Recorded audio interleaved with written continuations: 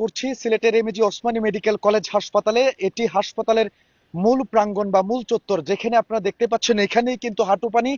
ভেতরের অবস্থা আরো শোচনীয়।